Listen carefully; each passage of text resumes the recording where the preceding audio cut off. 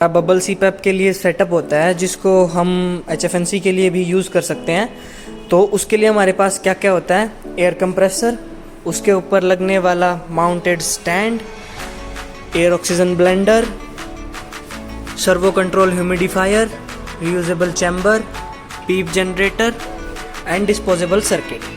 तो सबसे पहले हम अटैच करते हैं सेटअप के लिए जो हमारा स्टैंड होता है उसको कंप्रेसर के ऊपर। ये जो स्क्रू आप देख रहे हैं ये कंप्रेसर के ऊपर आपको लगे मिल जाते हैं। आपने इनको खोलना है, स्टैंड को इसके ऊपर रख के सूटेबली एडजस्ट करके इनको लगा देना है। उसके बाद सबसे ऊपर होता है ये क्लैंप, उसके अंदर हमने लगा दिया एयर ऑक्सीजन ब्लेंडर। उसके नीचे दूसरा हमारे पास फिर से एक क्लैंप होता है, उसके अंदर हमने लगा दिया है servo control humidifier with usable chamber. ठीक है, उसके बाद ये जो साइड में क्लैंप आप देख रहे हो इसमें लगा दिया हमने पीप जनरेटर। और भी अगर हमने कोई एक्सटर्नल एसेसरी ऐड करनी हो तो उसके लिए भी हमारे पास क्लैंप अवेलेबल रहता है। ठीक है, तो जो एयर और ऑक्सीजन ये जो दोनों होजेस हैं ये एयर के लिए है, ये ऑक्सीजन के लिए है। जो एयर वाली होज है वो हमारी पीछे जाके कंप्रेसर से अटैच हो जाएगी। यहाँ पे एक निप्पल लगती है, उसके ऊपर आप इसको काट के और इसको लगा दोगे। ठीक है, एयर हमारी आउटपुट आ जाएगी ब्लेंडर को। ऑक्सीजन के लिए क्या है कि ये जो ऑक्सीजन कनेक्टर है तो इसके लिए कई बार क्या होता है कि जो कनेक्टर होता है ना वो स्टैंडर्ड होता है, कईयों में ये लग जाता है, कईयों में ये नहीं लगता।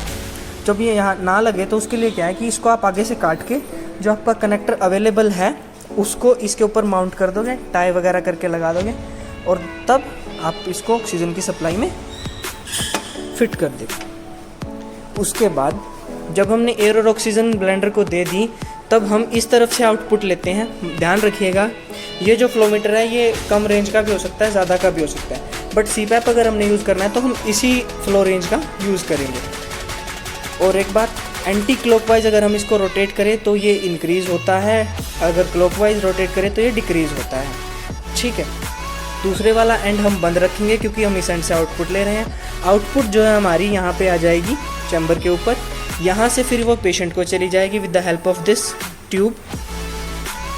हमने यहाँ पे एंड में पेशेंट सर्किट टेस्ट लंग लगाया हुआ है। ठीक है, उसके बाद जो एक्सपिरेशन पेशेंट करेगा वो इस वाइट होज की मदद से पीप जनरेटर के अंदर जाके ख़त्म हो जाएगी। सर्वो कंट्रोल ह्यूमिडिफायर है तो इसके लिए टेम्परेचर प्रोब और हीटर प्रोब दोनों हमारे पास अवेलेबल रहती हैं। तो उसके कनेक्शन कैसे करने हैं, मान लीजिए हमारी हीटर प्रोब है तो इसका कनेक्शन हम करते हैं सर्किट के पीछे। यहाँ पे एक इसके लिए होल होता है जिसके अंदर हम इसको लगा देते हैं। दूसरा जब बात आती है टेम्परेचर प्रोब के बारे में तो ये टेम्परेचर प्रोब के लिए होता है कनेक्शन यहाँ पे।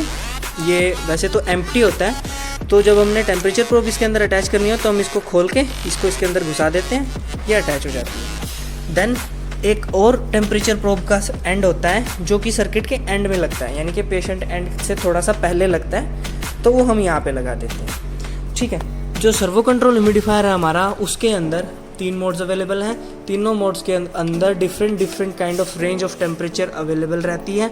ठीक है, अगर फर्स्ट पे आप यूज़ करोगे, जो फर्स्ट वाली लाइट है इस पे आप यूज़ कर पाओगे 24 to 29, सेकेंड वाली पे 29 to 34, थर्ड वाली पे 34 to 39।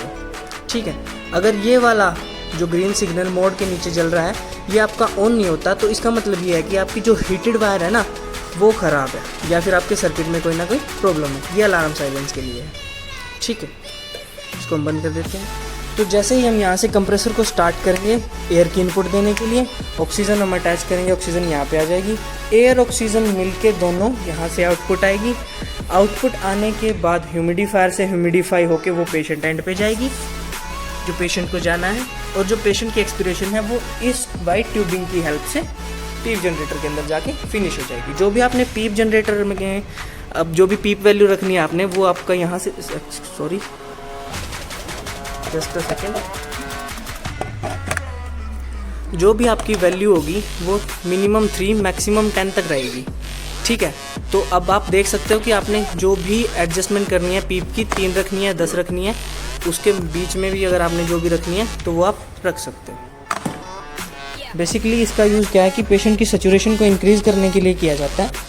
मान लीजिए अब अगर हम बबल सीपैप या HFNC जो भी इस पर यूज़ करते हैं तो इसको पेशेंट की जो ऑक्सीजन लेवल है उसको इंक्रीज़ करने के लिए हम यूज़ करते हैं।